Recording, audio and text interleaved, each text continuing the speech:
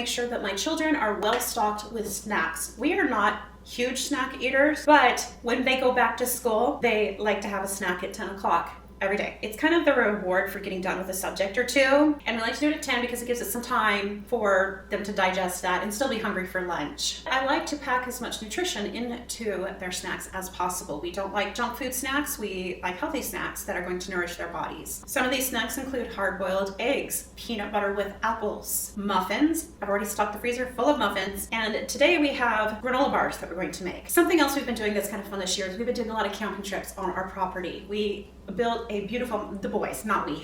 I didn't do any of it. My husband and the boys built a beautiful camping space on our property, and they've been going camping. So I wanted to make some nice camping foods for them. One of the things that I have done is apple fritters. But apple fritters is one of the perfect camping breakfasts. And then these granola bars, and they are already a hit. This was full just an hour ago. It's already getting eaten down. Let's get started. This next recipe was another hit and one that is definitely going to stay in our scratch cooking repertoire. This is probably going to be a regular. I'm going to make every other week at least. These are gluten-free granola bars, and they came from the famous Lisa Bass at Farmhouse on Boone. Everybody knows Lisa. I have to be truthful, this is the first recipe of hers that I tried, and after having this recipe, I can tell you it's not going to be the last. My heavens, can that woman cook? I did not have the right nuts that the recipe called for, so I had to use almonds, but they worked perfectly. My family absolutely delighted in this. My oldest son is gluten-free for the most part, so he especially was appreciative of this recipe. I did add some flax seeds, about 1/4 to 1/2 of a cup, just for some extra omegas. This recipe will be linked to below as well.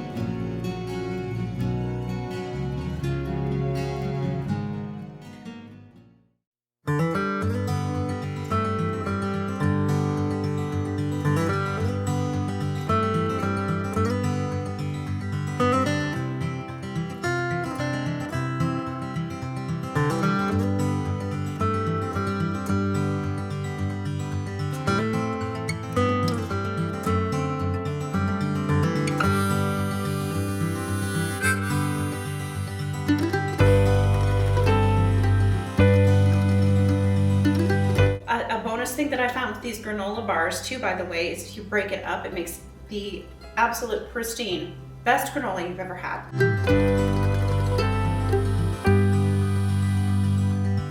These were so delicious that I decided to get creative and make a second batch in which I swapped out the blueberries for chocolate chips, which I will do again. It was a highly successful swap, and of course these didn't last past a week. Back to homeschool time means autumn, which also means tea time. This tea that I'm drinking today is juniper, parsley. I believe we have some marshmallow in here. If you want to know more about my teas and this tea specifically, let me know. I put all of that kind of information, all the herbal wisdom information, I'm starting to put all of that over on Patreon. So if you want to learn more about herbology, you can follow me on Patreon. But this is just a tea that I am drinking to support my body this time of year. If you are like me and you love teas when the weather starts to turn, I have a tea tip for you. Did you know it's a lot more affordable to buy your herbs in bulk and mix your own teas? If you would like help getting started doing this, I am here to help you. I just re-released my Herbal and Exotic Tea Recipes book with 17 different tea recipes to get you started in your tea making journey. My little ebook also has some suggestions for mixing your own teas. I absolutely love a good cup of coffee, but tea is truly special. And they don't stop with being just for enjoyment and a quick pick-me-up. Teas go above and beyond. With herbal teas specifically, you can create cozy or cooling iced beverages that are not only enjoyable and delicious, but packed with nutrition and healthful benefits that support the body. I absolutely love this aspect of teas. I have my master's in herbology and began experimenting with my own herbal combinations as a teenager, way back in the 90s. I remember the thrill of standing in my mom's kitchen, carefully researching, selecting, and mixing herbs. I loved creating blends for specific uses for friends and family. To this day, it still gives me a thrill. I find something so special and powerful about blending together the herbs that our Creator has given us to use and mixing them into tea blends to nourish the mind, body, and soul. And I invite you to come along on this journey with me. I think you'll find the process as delightful as I have. I will link to my tea book in the description and comments below. All right, so I have the kids taken care of with snacks. I still need to figure out what to do for myself though. I have a horrible habit of not eating breakfast, but I'm at an age where I need it.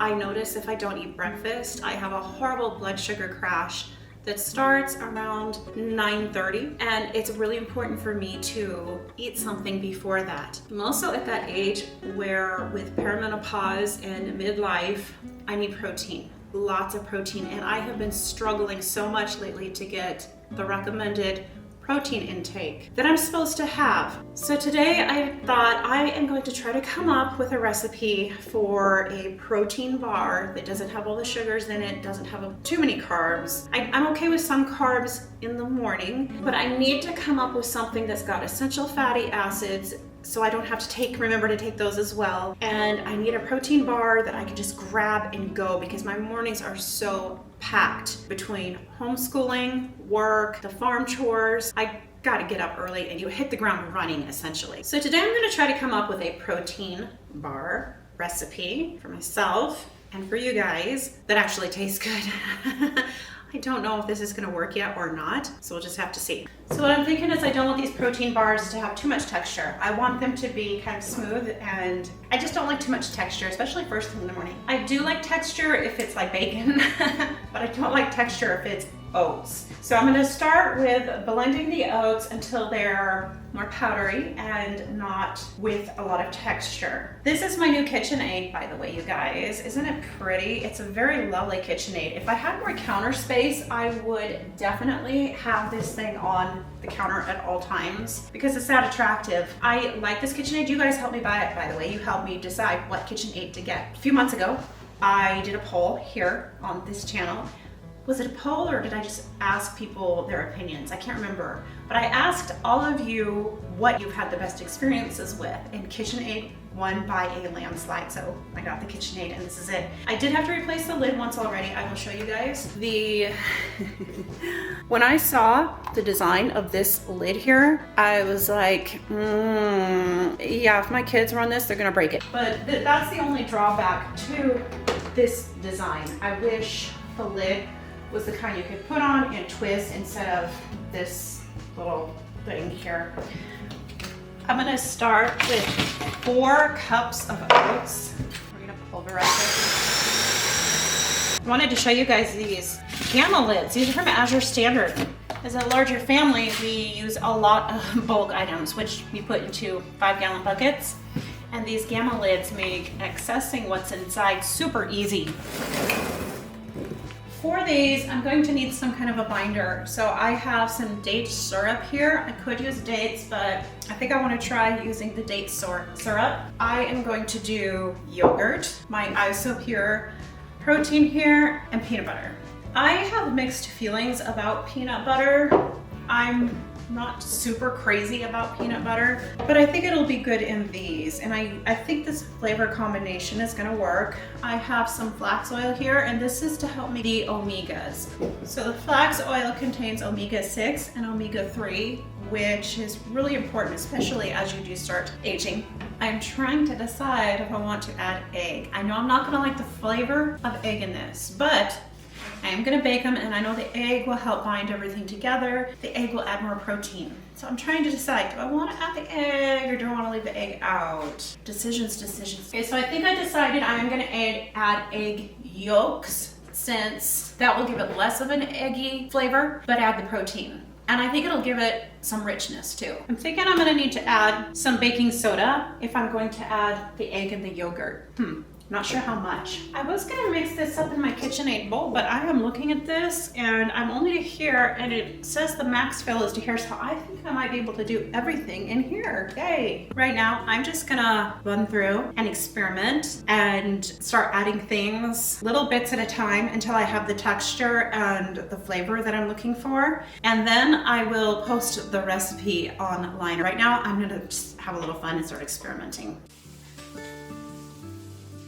In all honesty, this experimentation did not go so well, but I did come up with an alternative recipe that did, and I will share that on the blog. It's there already waiting for you. I am using creamy peanut butter from Azure Standard. I buy this by the case. It's a pretty good deal because it comes with the jars, and these are canning jars. You can use these for canning, and that's one of the biggest reasons that I do buy the peanut butter by the case in these jars from Azure Standard, is because I always need more canning jars. So the kids are now already bugging me. They want their own protein bars. The younger children get enough protein. They probably don't need extra protein, but I will come up with a recipe for the kids next, I think. Now, for my oldest son can't have peanuts. He has just a sensitivity to them, so we try to avoid them for him. So for him, I'll swap out the peanut butter for almond butter, and I probably will make a batch of these for the two oldest boys. Probably one with almond butter for the oldest boy, and then the next boy, he is strong as an ox. He's a lean, mean fighting machine. But when I say lean, I mean lean. He's built like his father was at that age, and he is trying so hard to put on some muscle. So he keeps saying he's shredded. Oh, he keeps saying he's shredded? Or he's jacked. Okay. Anyways, the doctor told him he could do protein powder, so he's been taking. That's part of the reason I haven't been getting my protein powders, because every time I go to use up my protein powder. Additional snack ideas that you could use, especially if you like simple snacks, would be grapes, yogurt, bananas, celery with peanut butter or almond butter. There's always fruit cups and vegetable chips, popcorn, dried fruits like dried apricots and apples. Mini muffins is one of our favorite snacks. Hard-boiled eggs, cheese like cheese sticks, trail mix, banana chips, carrots. You can do egg muffins. Hummus is a wonderful snack. And of course, turkey cheese roll-ups. A while back, somebody not necessarily complained, but did say they wished that I would leave more of the background sounds in my videos. There's a very specific reason why I don't. One is because I do have 6 kids and their privacy is of utmost importance to me, and I don't want their names, which are constantly being said in the background, being public knowledge. Another reason though is of course because if I left the background sounds, you would be inundated with chaos, honestly. I'm used to the noise for the most part, which, by the way, that did take a while to get used to as a bigger family mama. But the noise you would be hearing in the background would be things like the sink gurgling, which is very loud. I have a water purifier under the sink and it makes a really loud noise. The other sounds you would be hearing are my stove. Whenever I turn the stove on, the fan automatically also turns on and it's very loud. I cannot turn it off. There's the air conditioner running. Oftentimes you can hear the dishwasher running. All of these things are very loud. Here, I'll just show you. So there you have it. Those are the noises of a real home. And you can't hear the kids right now because they're all at our campsite. I'm gonna take you out and show you our camping area. Before I do that though, and while I'm washing up these dishes, I wanna go into a little bit more detail for those mamas out there who are completely overwhelmed by the noise, who didn't expect that when they had kids, there would be so much noise. I was one of those moms. With my first kid, there wasn't too much noise. The second kid, still not too much noise. Third kid, still not. But as they started to grow and as they started to get bigger, the noise started increasing. Specifically, after our third son was born, and as they all got older, I want to say once they all were over 8 years old, the noise started getting more and more and more. I remember talking with a mom that had only mainly girls, just one boy and mainly girls, talking about as her boy got older, how rowdy and loud he was starting to become. There is something about when you get a bunch of boys together, it seems there's always noise. Now, I'm sure there are some families where the girls are just as equally noisy as the boys, but I'm telling you guys, my boys, they're loud. When I really started noticing it is when we moved from the country into town for a few years, and the boys didn't have the great outdoors to go run off their energy and be loud in anymore. That's when I learned there is such a thing as noise pollution. You can look it up. It's a real thing, and it can be very overstimulating. So a couple things about it. If you're a mom, the first thing I want to tell you is eventually you do get used to it. Whenever anybody in my family comes to visit, they're always bombarded by the noise. They usually have to take some breaks from our family and go outside for a while, or off to their own space or room, because they're just simply not used to the noise like I am, and it doesn't even faze me anymore. So there's hope. But I do want to give you a couple tips for helping handle the noise or reduce the noise. One is establish some rules for quiet times in the day. About 1 o'clock, we do a reading time. Everybody is supposed to sit down with their book and read for a while, quietly. Another thing we like to talk about is manners when we're out in public, and to talk more quietly, to be respectful of those around that might be sensitive to noise. Some moms like to use noise-canceling headphones. I've never really gotten into that, mainly because I don't like to wear things like that. I don't like a lot of accessories, but some moms do swear by it. I'm not sure that it's that great of an idea if you have little kids that you kind of need to keep an eye on. I think that would be a bad idea if you've got little tiny kids and are wearing noise canceling headphones, because you need to hear if they are in trouble or getting into something they're not supposed to. But another thing that we usually do is by the time evening comes and the sun is starting to go down, we have more of a quieter time. Now, again, we do have a lot of boys, teenage boys, wrestling boys who are always goofing off. And so another thing I will do with them, especially now that we live out in the country, is I will tell them, if you're going to wrestle, go outside. If you're going to be that loud, go outside, which is extremely helpful. When we lived in town, I remember talking to a doctor about the noise one time, and she said, when your husband gets off work, have him watch the kids for 30 minutes while you go outside and take some walks around the block. And that was a great idea, I thought. Another thing that I did that helped so much is, since we were living in town, on Saturday when my husband was off work, or if he had to work on Saturday and was only home on Sunday, I would take that day to go down into the town, part of the town. We were living in town, but I would go shopping. I would get the groceries we needed for the week ahead. I would go to a thrift store, even if it was just to simply browse in silence and reminisce about times gone by as I looked at all of the nostalgic items in the thrift store. Since I love thrifting, this was something that was extremely helpful for me to do, to just decompress and recharge for the week ahead. But I do want to encourage you that it does get easier. All of the noise that you put up with and the love you give does pay off and return 1,000-fold.